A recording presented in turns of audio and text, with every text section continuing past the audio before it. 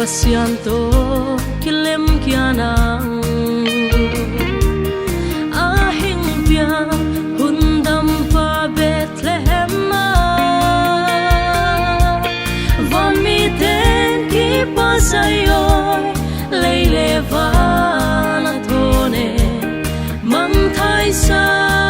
Sian to sumbang tuani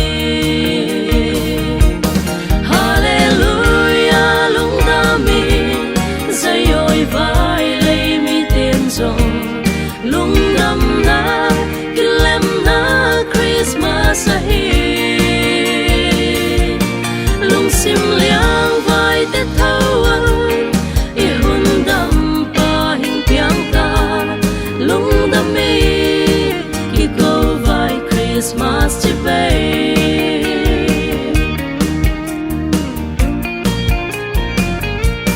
Mihing Khelman na pieh joulou Khelman pieh Pasian to lemna bawl Và mite'n zong thawn joulou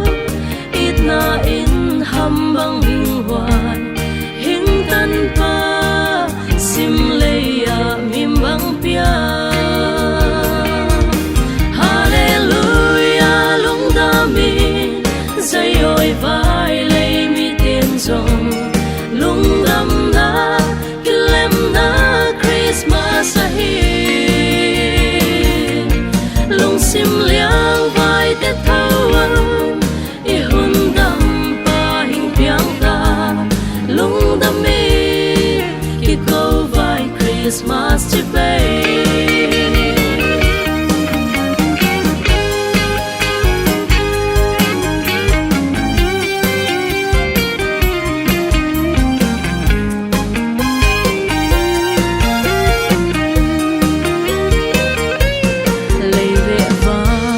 Kisop na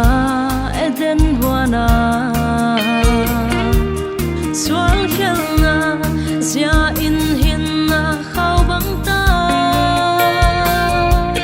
Pasian thang pai na tanga kum ton dia sap sia tang sa Mang Jesu'n gui khao bang sop kia ta Halleluiyah lungdam sa'yo'y vai lay mite'n zong Lungdamna kilemna Christmas sa Hing